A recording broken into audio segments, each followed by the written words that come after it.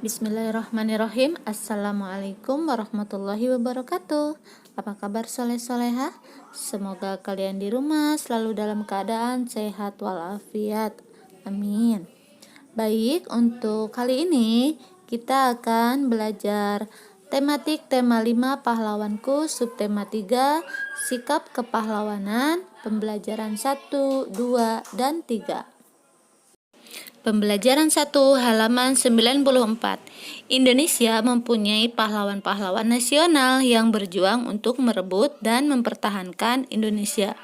Siapa sajakah mereka? Apa yang telah mereka perjuangkan? Sikap kepahlawanan seperti apa yang mereka miliki? Salah satu peninggalan raja-raja pada masa Islam yang diwariskan adalah sikap kepahlawanan. Sikap ini mempengaruhi sikap para pejuang pada masa penjajahan Belanda. Pahlawan adalah seseorang yang berjuang untuk negara. Setiap negara mempunyai pahlawan nasional. Ia melakukan sesuatu yang berani dan membanggakan. Indonesia memiliki banyak pahlawan yang telah berjuang untuk kemerdekaan. Mereka berjuang mengangkat senjata untuk mengusir penjajah dari Indonesia.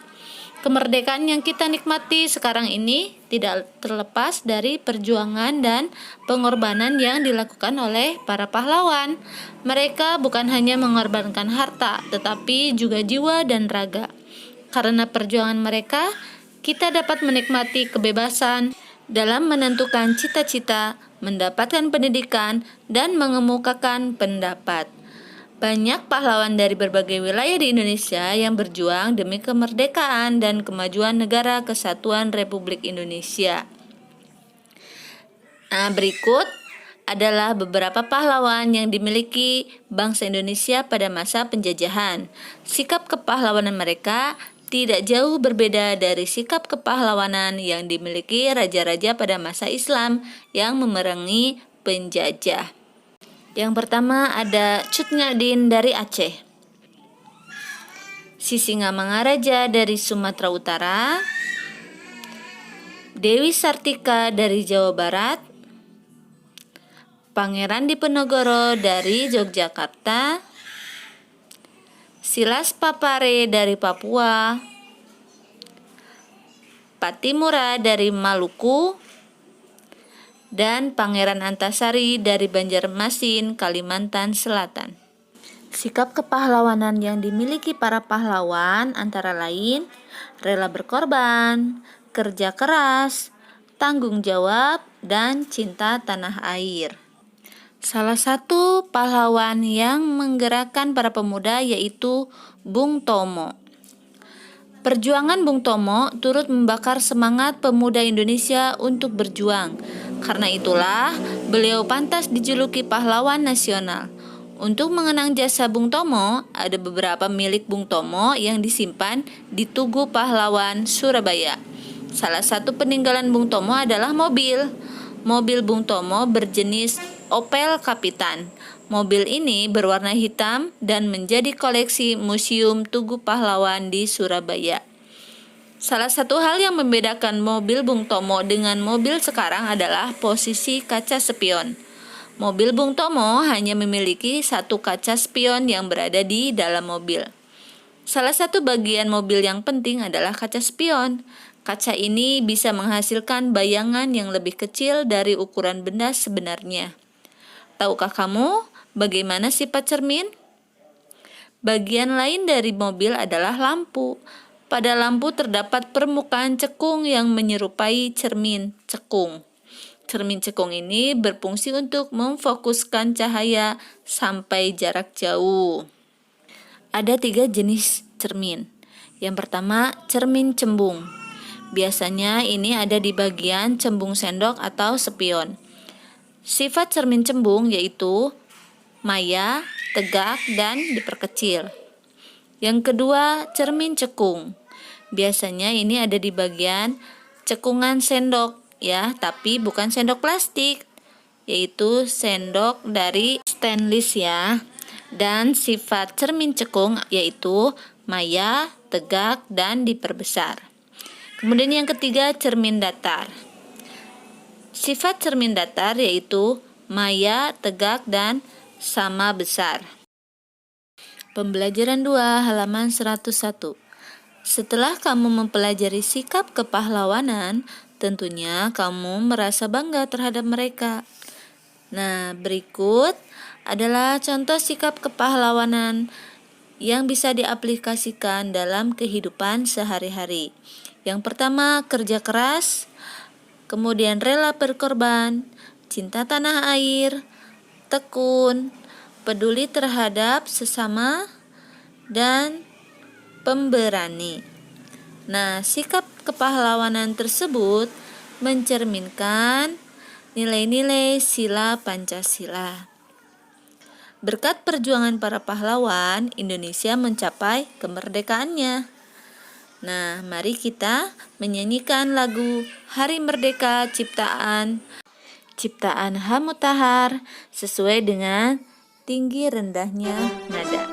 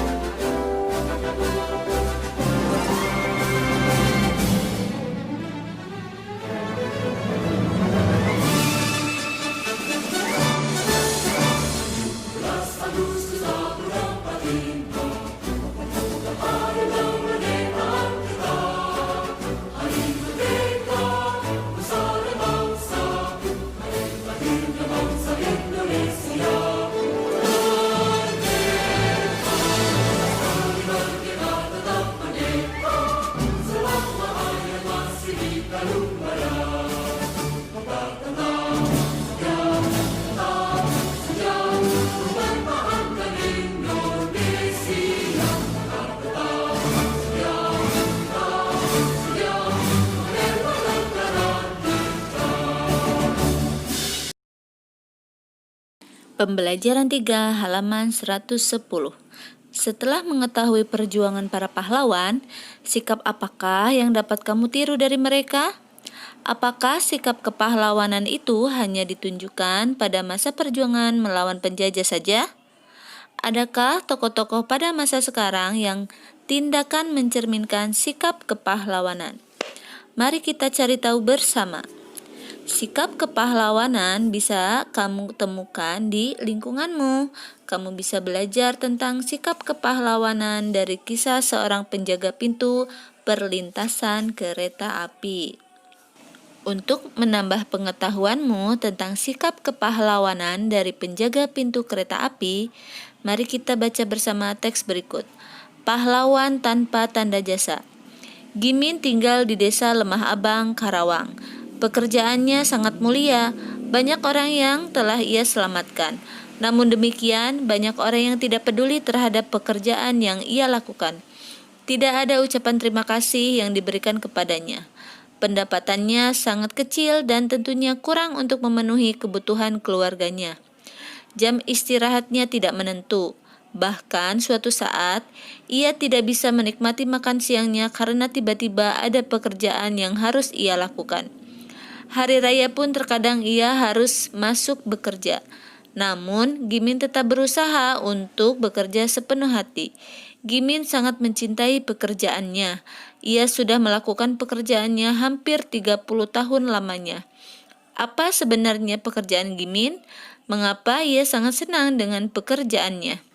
Gimin adalah seorang penjaga pintu perlintasan kereta api. Ia sangat bangga dengan pekerjaan yang ia lakukan karena ia bisa menyelamatkan banyak orang. Mulai dari pejalan kaki, pengguna sepeda motor, penumpang mobil, atau pengguna kendaraan lainnya. Panas terik ataupun guyuran hujan tidak pernah ia pedulikan. Begitu juga dengan suara bising kendaraan. Ia tidak pernah terganggu dengan semua itu.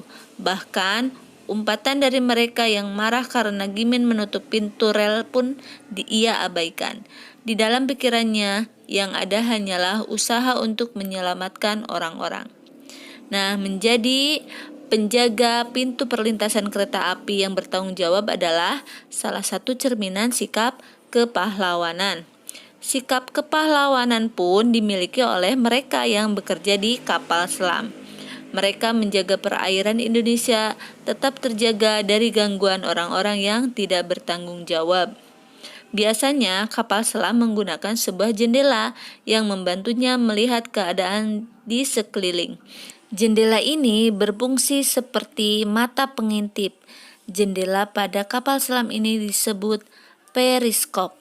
Periskop bisa kita buat secara sederhana dengan menggunakan bahan-bahan yang ada. Kamu juga bisa berkreasi untuk menghias periskop yang kamu buat. Nah, berikut video cara membuat periskop sederhana. Silahkan kalian simak baik-baik. Membuat periskop sederhana ini untuk membuktikan cahaya bisa dipantulkan. Alat yang kita butuhkan adalah 4 kardus yang sudah dipotong seperti ini ya teman-teman. Panjangnya adalah 40 cm dan lebarnya terserah kalian ya. Dan 2 cermin datar. Oke teman-teman, langsung kita buat ya. Pertama kita lubangi ya teman-teman, tapi hanya 2 saja ya. Sekarang kita cetak dengan gelas.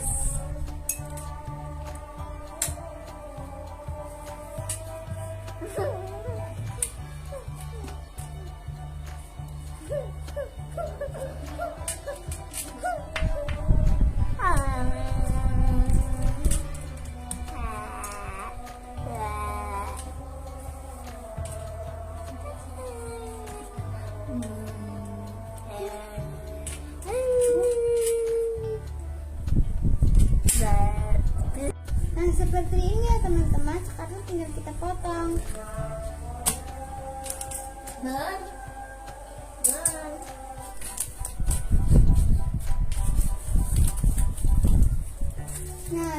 lubangnya seperti ini ya teman-teman. Sekarang tinggal kita buat kotaknya.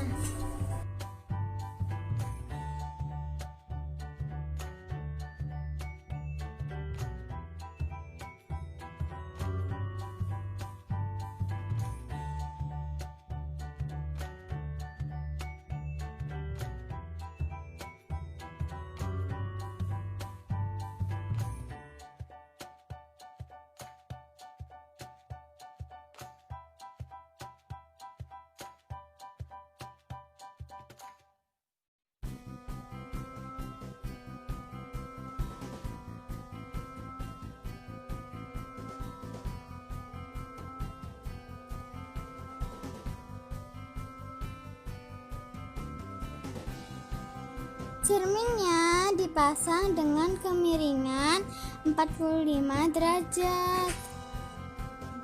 Posisinya saling berhadapan ya teman-teman.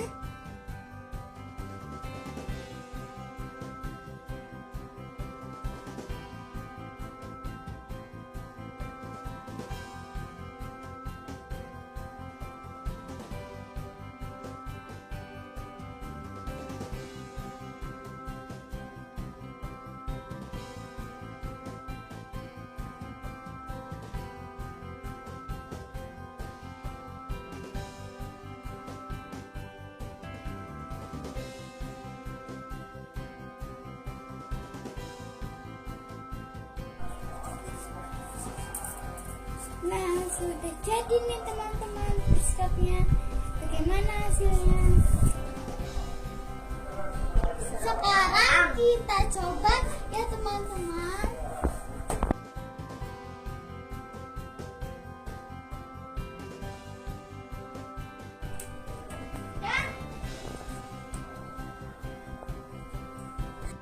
Teman-teman, aku bisa lihat di luar nih lewat pantulan cermin.